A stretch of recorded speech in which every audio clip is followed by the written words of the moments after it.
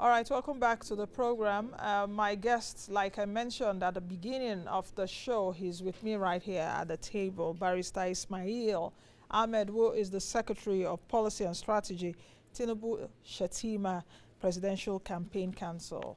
Like I said, a few days ago, we started this routine on the show in terms of bringing these political parties on board on the show and try to interrogate them. Today is the turn of the APC. So, Ismaeel, welcome to the show. Good to see you. Well, Happy Valentine's Day. Okay, no, I'm not wearing. Okay, Happy Valentine's Day. Still in the spirit of it. Yeah, I think that the major thing is for Nigerians to, show love to one another, Yes. love our neighbors as ourselves, and the love of country. Yes.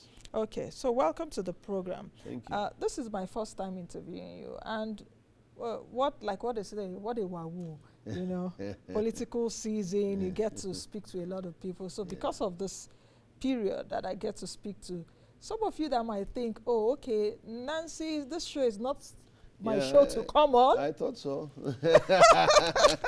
I thought so. When I heard money line, I wasn't sure if I was. If that was the right line for me. No, but everyone goes out to make money. I guess if I take a look at, okay, you tell me there's no cash in your pocket now, but of course you do transfers and you have a card and all of that. So money, like they say, makes the world go round. That's right. So it's important, even in what you guys are doing, campaign season. Absolutely. You need money to do everything, and the political parties have been crying. Your party has been crying, that this Naira, this cash shortage and all of that. But let me start, because I know we may go into all of that. Let me start by asking you the question, which is, you are the Secretary of Policy and Strategy, so I suppose that a whole lot of work have gone into perhaps the curation of the manifesto of Bola Ahmed Tinubu, with you and your colleagues in the campaign council and all of that. Why do you think that your candidates will be voted for at this upcoming elections, bearing in mind that the same APC has been in government from 2015 to now? And when we take a look at the macroeconomic situation, the numbers aren't looking pretty. Why do you think that Nigerians will still vote for an APC presidential candidate? Well, I think first of all, there seems to be, some sort of belief within the elite world that this administration has not done well, which is not true, which is absolutely untrue. I think in the last 3 to 4 decades or more, there's never been an administration that have crafted and created programs and opportunities for people at the grassroots, like the government of Muhammadu Buhari had done. And people for the first time have felt empowered, not for the first time of course, but to a larger extent this time around, have felt empowered through different intervention programs that have come through in different ways. And I think we have done that in a way that, and in a scale and magnitude that is really, really big and massive. So I don't think it's as bad as the elite world like to talk about, that it's really bad. The numbers may not be good because the numbers are not looking good everywhere else in the world. I think there has been a complete meltdown, economic meltdown across the globe, beginning from the pandemic, the fall in oil prices, when we're trying to recover, when the world was trying to recover, we got into another war that is not yet a full-scale World War III, but to a large extent in terms of global supplies of so many things, it has gotten really bad. Countries in Europe and some parts of America are finding it difficult to find common stuff at grocery stores and department stores and stuff like that. And those are elite countries that you can mention that their economies are super economies. So it's not isolated. Nigeria is not in isolation in that. I think the numbers have gone bad in the last couple of few years all across the world. And if you look at how we have fared compared to other countries that, are either in similar situation like we are or have some developing economy and have the same matrix like we have not done extremely badly, compared to these countries. Are the numbers looking good? No, they're not looking as good as we want them to be. But then no country's numbers are looking fantastic at this point either. Everybody is struggling. Every country is trying to pull itself out of the doldrums and out of, a very bad situation. So I think we are not the only ones who are facing that. But when we bring it down to the election, I think people will be able to see, what our candidate is offering. And that's what we've been able to encapsulate in the manifesto. That the government of Muhammadu Buhari, beginning from 2015, or largely 2016, that was when we started implementing our own budget. To date, have done a lot of, there has been significant progress, especially in terms of infrastructure, in terms of legislative breakthroughs, to be able to unbottle and take out the red, what do you call it, pull out all the stops to make sure that we take out the red flags in some of this, what used to be complex organizations of government and institutions of economy, that this government have been able to kind of unbottle and allow, the free market and the private sector to participate in it, like the oil and gas sector, like so many other things that we've been able to do, like the concessions of the airports that we have been able to do. So we've expanded a lot of horizons under this administration. What Bola Ahmed Tinubu seeks to do is to improve in some of the things that we've had challenges with and continue in some of the things that we've had great successes in, especially in terms of infrastructure, public works, and, and the rest of it. Okay, I'll take you up on some of the things you've said. I just allowed you to open. And when you were starting, you did mention that the elites, and I'm wondering who the elites are that are having the idea that this administration, which is an APC administration, has done well. Because if you're talking about the macroeconomic situation or where we are right now, it's not just the elites. Elites and even common Nigerians, so to speak, are all facing the same issue. If you go to buy yam in the market, there's no APC or Labour Party or PDP written on it. That's right. Whatever the market price is what you would buy it for. So I'm struggling to understand what you mean by this is the elites creating that an APC administration has not done well, and you have done well according to your analysis, and Bola Ahmed Tinubu is worthy to be elected again as president. Now, let me give you the numbers just briefly. You take a look at inflation is at 21.34% now. Yeah. Prior to 2015, we were not at this point. Poverty rate, 133 million Nigerians are multidimensionally poor. Unemployment rate is at 33.3%. It increased during this administration. Our debt has also increased. You may come back to me and tell me, okay, the Naira has also depreciated. I understand that. Are you answering me already? No. I'm trying to tell you that these are the things you may come back to me on. Well, you allow me to say it first. Yeah, no. That you understand. But I'm just telling you letting you know that I perhaps could know what your answers are. So come to me with a better explanation. Okay, so just let's take a look at that, then we'll talk about I think first of all, like I admitted in the beginning, if you look at the numbers, and I'm not an economic expert, I don't want to pretend as if I am. So some of these numbers to me, what really matters to me at the end of the day is what an average person would say on a good day, right?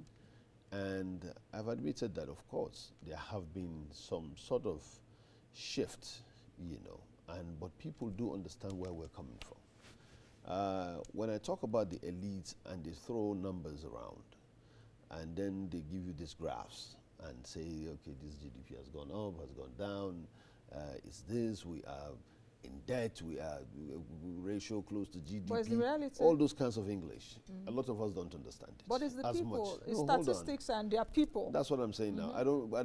Most of us don't understand this. People like you who are Moneyline and people who understand these things can understand, but we understand basic things, right? So like, for example, you gave an example of a yam. Yes. We understand that the cost of living has gone high. So now, that's what I said. Cost of living has gone high everywhere else in the world. Everywhere. It has gone extraordinarily high. Nigeria is not in isolation. We are not an island on our own. Now, if the elites, the economic elites, so to speak, or the people that know these graphs and experts can tell you now, why has it gone up in England, for example? Why is it astronomically high in the UK, for example? Or why is it astronomically high in the United States? Why would a country like Venezuela that has more oil reserve than Nigeria, by all standards, you know, gone almost bankrupt? But you know the problem of Venezuela. Hold on. Venezuela is a different issue. Hold on.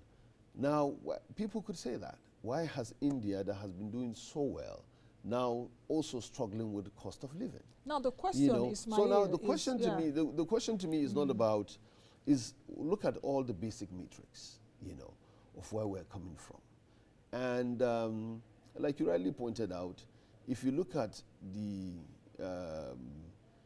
in terms of how much we have, or in debt, for example, how much we have taken as a debt or whatever, compared to our GDP and all those English, you know, you are just getting me at a disadvantage because I really don't know all this mathematics and how to talk to about it.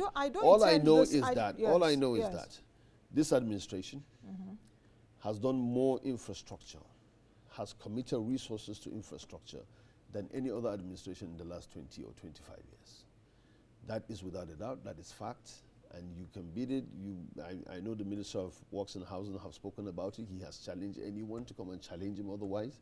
He has seen the books, he has gone to the ministry, and he has put out a challenge to everyone. Come and challenge me on how many roads we have been able to do, to complete, to start, to finish, and challenge me with any other data based on facts that any other administration has done in the last 20, 25, or 30 years. The question he has given us that challenge, and we have given a lot of bottlenecks that we have unbottled. Now, have you looked at the manifesto? Yes, I am, and we'll come to that. Yes, we'll come to that.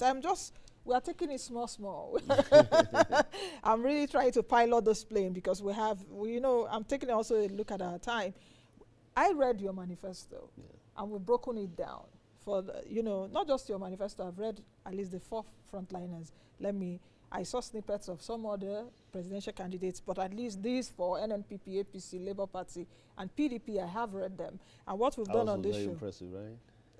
I don't know that. I'm not your spokesperson. I can't mark you. Mine is to critically look at your manifesto and also ask questions from there, but we'll come to that. What we've done on the show is we've tried to summarize your manifesto, and we'll bring that in a bit. Right. But where I'm going to, I know you are not a numbers person, Ismaeel. No. And I don't intend this to be so numberized, if there's any English like that, or very technical.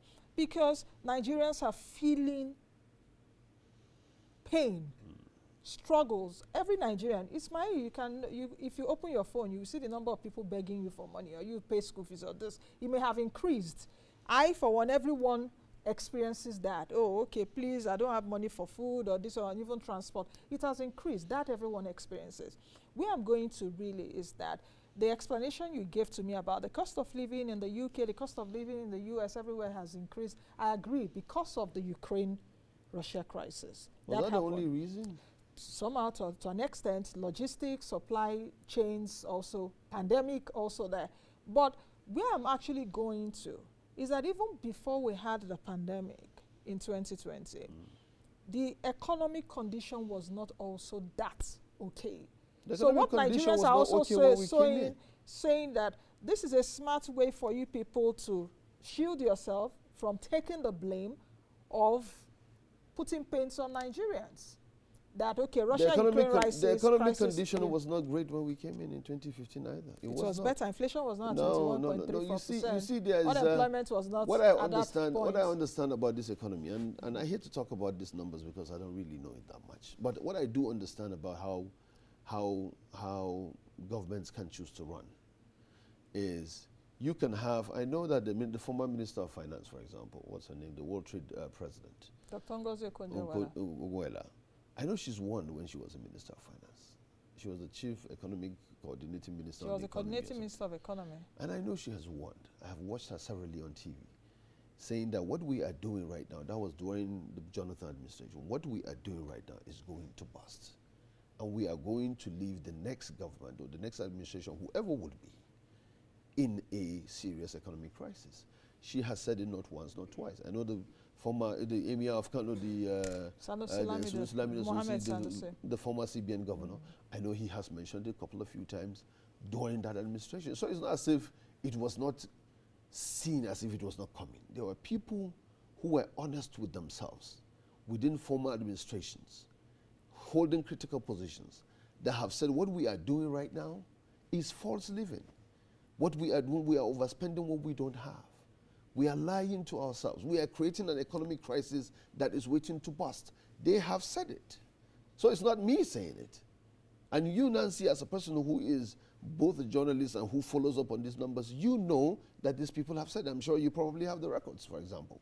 So it's not me saying it. So we didn't come in 2015 and met a country that was all holding hands and singing Kumbaya in the height of economic boom, and then we busted it. That wasn't what happened. We came when there was a situation. The moment we came into office in 2015, I think by December, the prices of crude dropped to like $23 or $25 per barrel. The cost of producing a barrel of oil is about $15 to $20 already. So already we were in deficit because we had what do you call it? We had about $5 profit on each of the barrels we are producing, and then the problems kept growing and growing. What do we want to do? We had a government before that came before us that sold crude oil in anticipation and collected money to do other things with it. So we had crude oil that now we are selling to the world in repayment already, because the monies for those crude oil have already been collected and used by other administrations. So that's what we came and we were dealing with. So please let us not pretend as if the country was doing extremely well because people sit down and they just add numbers and say these are the numbers, and when you came these numbers nosedived. What were the reasons? What was the situation? We could have continued pretending as well. We came in, we could have continued pretending. We could have said, okay, you know what, we can keep subsidizing dollar, and we can keep it at 200 naira per dollar. We could have said that. And then for every dollar you spend outside this country, the government will pay. And how many percentage of you go outside this country? 1, 2, 3, 4, 5, 10% at most that go and spend dollar? A lot of people spend their naira. So for example, we could have decided to say that, okay, we can keep borrowing money for future generations to subsidize the lifestyle of the luxuries, luxurious lifestyle of the rich. We could have said that. But what we would have been able to do, what we would have done if we had continued on that path, was the next administration, whoever it is, would come and meet a far bigger mess than we would. Now, you can say that let's not hide behind the finger and say that the pandemic doesn't matter, we're trying to shield ourselves, the Ukraine-Russia war doesn't, it matters. Because we're not the only ones affected. So if we're using that as an excuse, so is everybody else. Okay, now let's move into the manifesto. And what is Tinubu's ideology, really? As someone that works closely with him, what is Tinubu's ideology? Let me start from In terms of economy, politics, yes, what are you talking about? In terms of why is he seeking to be president? Because there's that famous word, Emilokon, which is na my turn for Yoruba. So a lot of people are also struggling with, if this is someone that says Emilokon, this is my turn, what is the ideology behind? Okay, so let's take on let's take on the economy first. Then we can get to the political part. Because this Emilokon you are talking about, he wasn't talking about him as a person. So he was talking about, his own time of ideas, the time of an idea that he believed that he has nurtured for a while, has come for its time for it to manifest. But I don't want to get into. No, hold on. You know, because the context people, by people which disagree with Bible and Quran, so it's not a big deal. So you always disagree with something. It's not a big deal. If people disagree with God's word, who am I that people will not disagree with me? That's fine. I don't have to convince everybody. My point here is there is his economic philosophy is simple. He believes in progressive. He believes in what do you call it? Sorry, you lost my train of thought.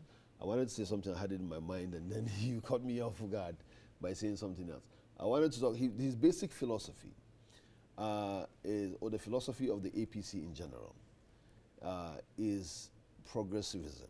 Progressivism in the sense that the bottom should have the opportunity to thrive and grow on their own. Opportunities should be opened up to the bottom. We are a center-left political party. We believe in free market economy, but we believe in the protection of those who cannot protect themselves. We are not purely conservative in the sense that we do not believe that government should not take care of those who are downtrodden. So that is why we are not purely socialists in we are not socialists, but we are center-left. Center-left. I'm also trying to struggle with that. Because why are you struggling with everything?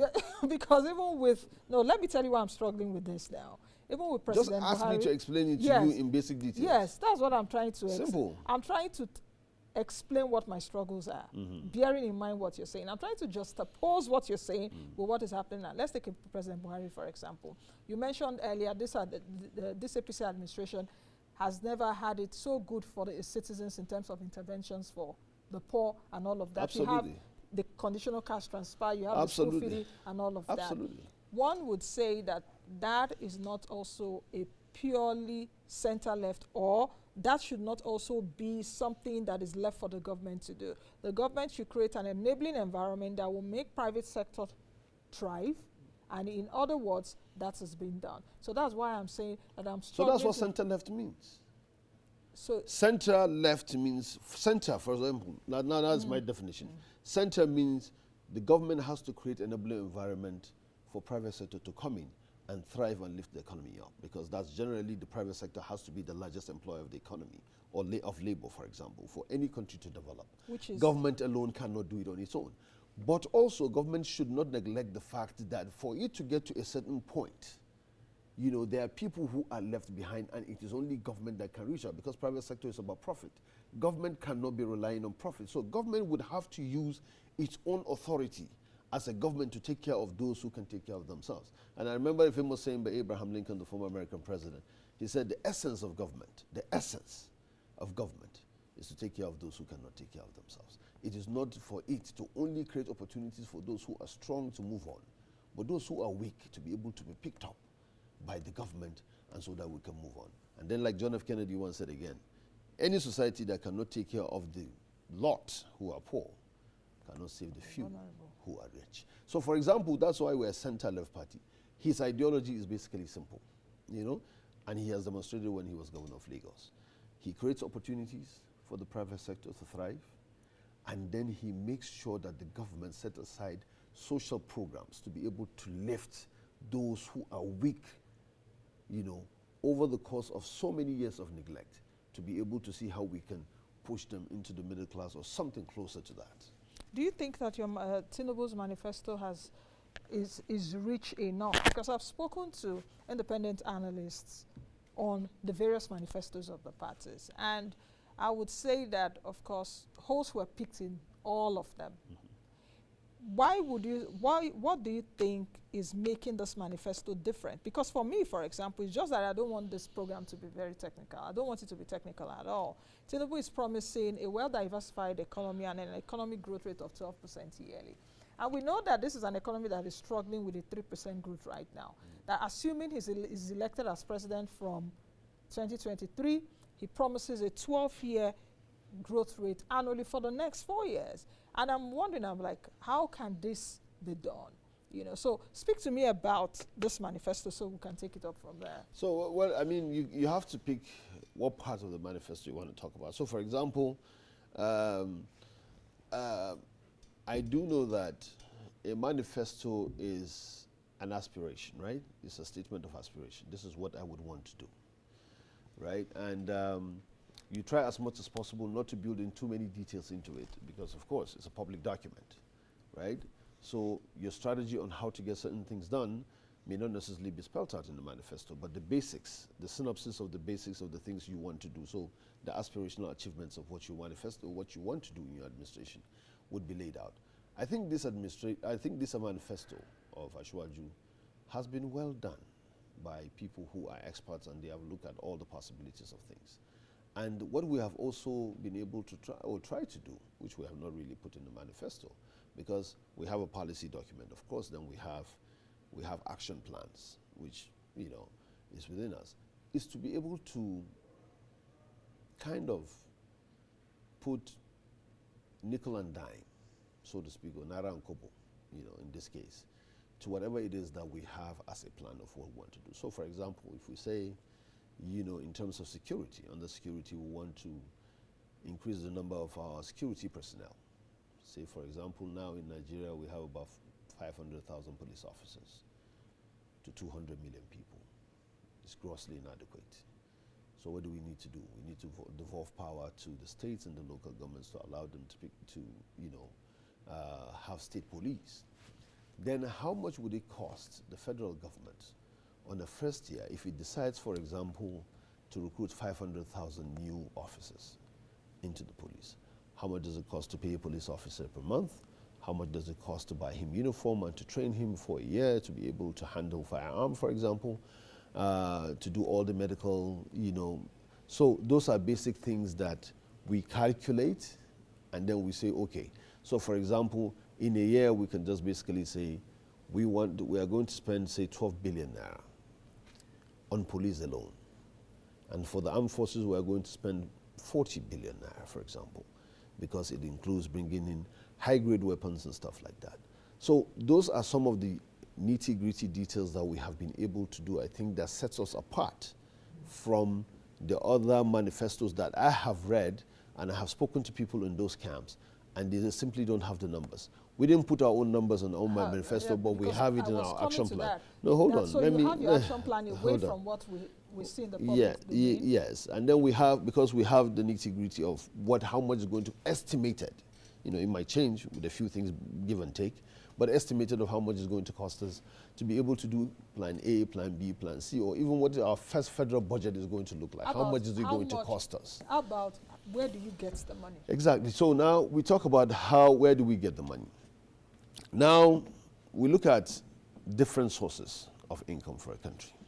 If you look at our own economy part of the manifesto, we also do not believe in a dollar-denominated or a crude oil subjected method of budgeting, for example. What does that mean? Most of our annual budgets now are tied to how much crude oil we sell and the estimated amount that we'll get, which may fall or rise depending on what's going on in the world at a particular point in time. So we said that, look, no country grows, or no company, for example, even grows based on that. We have to be able, because we're a country, and how much is our debt ratio right now? How much is our debt profile compared to the rest of the world? We talk about how much we have been able to borrow. But in reality, if you look at it in terms of comparing it with what the world standard of borrowing is, we're not really doing badly in terms of borrowing. It may sound a lot that we have been borrowing, but really the point is, what have you been borrowing to do with it? If you are borrowing to invest. We keep borrowing because our debt servicing costs are going higher. We keep borrowing. The issue is that we keep borrowing, and we are not seeing anything in the horizon saying that, guys, we are going to stop borrowing, because as it is now, we're borrowing to even pay salaries. We're borrowing to do a lot of stuff. If you're giving that if you're just opposing with other countries are borrowing, and we're seeing what they are doing. For example, you can't say, okay, because so you have not been seeing all the infrastructure we've been doing? No, Ismaeel, I want you to get where I'm going to. Okay. We are currently borrowing now to pay salaries of workers. That is consumption. people are actually being paid salaries because we are borrowing. Our debt servicing costs have gone higher. So that's why I actually asked you, and I'm glad you told me that there is a plan. No, hold on. We're borrowing to pay salaries? Of course, yes. Go check that out. We're borrowing to do a lot of stuff. We're borrowing to do the railway lines. We're borrowing to do bridges. All those things, yes. Because our debt servicing... Those are investments.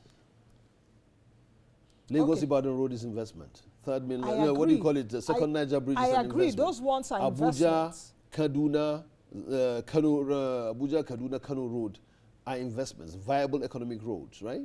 The question is, West Road, no, the question is, right? What else are you borrowing for, and do you have capacity to pay? That is the question. No, hold on. And that is why I asked you earlier. So that's my point. Where would the money come from? So that's my point. There are several sources where money can come from, if you are a serious government, and you would always be. In fact, according to what I heard, and I keep saying this, that I'm not an economist, so these things I read snippets of it.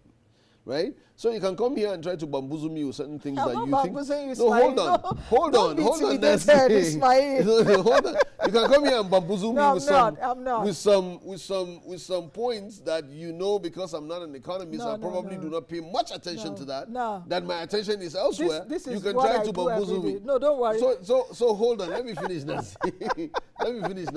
So you can come here and bamboozle me with that, but I will not be intimidated and shy away from the fact that we have borrowed to do a whole lot of infrastructure things that are economically viable, and that we can use them if we effectively use them, as we should, and as we promised that we would be able to pay back these loans as time goes on. And like I said, what is our debt profile truly?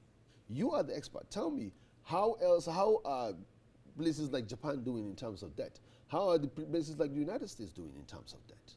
Because I remember every time on CNN, every year, there will always be a row between the White House and the Congress every year, about the budget January, and shutting down the budget because of borrowing. In January. Every year it happens. Yes. Why does it happen? Because it's always about borrowing as well. Yeah. You know. No, but the so question what I'm is that the U.S. has the dollar, which is like the supreme currency hold of the on. world. Borrowing is borrowing whatever it is. You know, when a country borrows, it borrows. That's the point. When the country borrows, it borrows. So you cannot differentiate because we are using naira, or borrowing is more important and less important than the United States because they're using dollar. Because our naira borrowing is borrowing. affected by what happens to the dollar. I think it is even more important for developing countries to borrow than for developed countries to borrow, because they have the economic, they have the engine of growth, because most of the companies are there, the ideas are there, the innovation is there. They have all the things they need to be able to propel their economy without borrowing elsewhere. But what do they do every year? They borrow. They shut down their economies or their budgets. There's always a threat of a shutdown because of that. Always a threat of a shutdown. Now, they can complain about going to wars, that they spend their monies on war, that they borrow to go to war and pay their soldiers and stuff like that. We are worried about basic things like infrastructure. We have infrastructure deficit. We have housing deficit. We have so many deficits that we need to borrow because we simply do not have the resources within us to be able to cover our priorities. I read somewhere that you need an average of about $300 to $400 in terms of education. I'm just giving an example in terms of education. That you need an average of about $300 to $400 to train a pupil per annum. That's the global standard. Countries like the Scandinavian countries like Finland and Denmark are doing like $4,000 per person. Countries like China are doing about $2,500. United States about $1,500, and they still feel as if they are not doing very well because their science and math is going down in some of their public schools. In Nigeria, probably with the exception of Lagos, you don't have any state that goes near $300 per pupil in a public school. That's one. Two, Brazil is almost as equal size of Nigeria in terms of population, about 350 million people. Just a little about 100 million above Nigeria. Similar to Nigeria in almost all fours. Brazil's annual budget in 2021 was $650 billion US. That is the federal government budget, not the federation budget. The federal government budget was 650 billion USD. Nigeria, if you take our own federation budget, when I say federation budget, I mean the budget of the federal government, the state governments, and the local governments put together, as of the same year of 2020, was less than $100 billion, with almost the same size of population with Brazil. So we simply do not have, or do not even plan, for the amount of money to cover our basic priorities. If Kebbi State, for example, will take out the whole of its budget of about 4 billion or 5 billion, no, about 10, 20 billion that it has in a year, and put it on education alone, it will barely meet the mark of $300 per pupil. Okay. Now, why do I say this? I want us to understand that we have a lot of work in front of us. And that is why Ashwaju is not thinking of, as a developing country with so much deficit in so many areas, with so much priorities that we have to cover, especially in terms of education, security, health, and social welfare, that we are still going to tie our budget to places like how much money, how much crude oil, whether we sell, whether we are able to get out to produce 1 million barrel to 2 million barrel. We have an OPEC quota of 2 million. We are not able to meet it. There is this, there is that. And then we tie it to the dollar that is being sold in the international market. And then the dollar says today is $25, tomorrow is $40, and we are all singing kumbaya. If it is $100, then it drops down in the next 2 months. It's too uncertain. It's too volatile for us. So we need to tie our plans to things that we can really do. And then we have to find ways and means to raise this funding to be able to meet up with at least some basics of this demand. And that is the manifesto, and that is his thinking ideology. Okay, we just have 1 minute to the end. What I can get from this conversation, which you've talked about, at least in the last few minutes, and which everyone knows, is that there is capacity to make a lot of money in this economy. Absolutely. If it is expanded. Absolutely. The question would be, who is the best man for the next CEO of Nigeria PLC come the next few weeks? Bola, the next few days, Ahmed, rather. Tinubu, he has done it. This is not just a, it's not just a promissory note. It's not just an ambitious platitude. Is somebody that has demonstrated capacity in Lagos that everyone, friend and foe alike, agrees that Lagos, at least in this country, is working. And that is what we want to replicate nationwide. Okay. Ismaeel, I think we will leave it at that, because I'm also boxed into a corner, not to make it too technical. And I'll bring my technical people if that's what you want to do. Do you understand? Not to make it too technical, so you are not bamboozled, as you said. But I hope that at least in the next few days, we'll still continue to beam searchlights on all of you, absolutely, all your parties, and see, perhaps, and put it out there for Nigerians to choose who their next choice is, because the power still lies with Nigerians. The power will be in our hands come the next video. Thank you, Ismaeel, for joining us.